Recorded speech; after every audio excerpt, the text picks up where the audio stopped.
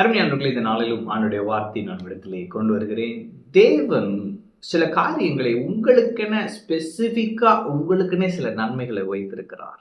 அப்படிப்பட்ட அவர் உங்களுக்கென வைத்திருக்கிற நன்மைகளை இன்று நீங்கள் அனுபவிக்கும்படியாய் அவர் கிருபை செய்வார். ஆமென். வேதத்துல பாருங்களேன், 1 சாமுவேல் 9:25 பாருங்களேன். பின்பு சாமுவேல் சமையற்காரனை பார்த்து, நான் உன் கையிலே ஒரு பங்கை கொடுத்து வைத்தேனே, அதை கொண்டு வந்து வை என்றான். அப்பொழுது சாமுவேல், இதோ இது உனக்கென்று வைக்கப்பட்டிருது, இதை உனக்கு முன்பாக வைத்து சாப்பிடு.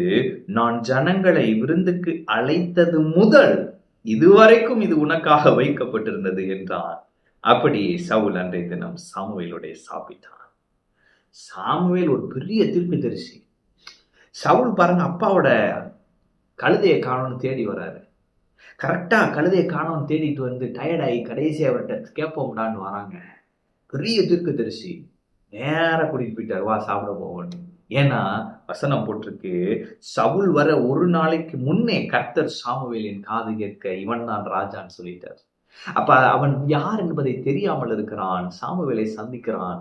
சாமுவேல் விருந்துக்கு அழைத்து செல்கிறான். இன்றைக்கு நான் சொல்லுகிறேன், அநேக வேளைகளிலே நாம் யார் என்பது நமக்கு தெரிவதில்லை. இன்றைக்கு நீங்க யார் என்பது உங்களுக்கு தெரிய போகிறது. பெரிய இடத்துல இருந்து இன்விடேஷன் வரப்போகிறது. ப்ராஃபெட்டிக்கா சொல்றேன், பெரிய இடத்துல இருந்து உங்களுக்கு என்ன இன்விடேஷன் வரப்போகிறது. அவன் அன்னைக்கு சவுலுக்கு வந்து அது என்ன நடக்குதுன்னு தெரியல. அவனோட நான் கழுதையை காணும் கேட்க வந்த ஒரு கவுன்சிலிங் தான் வந்தேன். இங்க பார்த்தா பெரிய ஆஃபர் வருது இல்ல. அங்க பாத்தீங்கன்னா இன்னொரு சர்ப்ரைஸ் அவனுக்கு நடக்குது. என்னன்னா, சாமுவேல் சொல்றாரு சமயக்காரன்ட்ட, நான் ஒரு பங்கு உனக்கு கொடுத்தேன்ல, அதை எடுத்துட்டு வா. அவன் பார்த்தா ஒரு முன்னத்தோட எடுத்துட்டு வரான். அதோடு இருந்தது. அப்ப ஒரு பெரிய நல்ல பெரிய ஃபீஸ்ட் அவனுக்குன்னு ரெடி பண்ணி வச்சிருக்கிறாங்க பாருங்க. மந்தி பிரியாணிலாம் சொல்றோம்ல, இந்த மாதிரி பெருசா அவனுக்குன்னு வச்சிருக்கிறாங்க. சொல்றாங்க பாருங்க ஒரு காரியம், ஜனங்களை விருந்துக்கு அழைத்த நாள் முதல் இதை உனக்காக வைத்திருக்கிறேன். ஆமென்.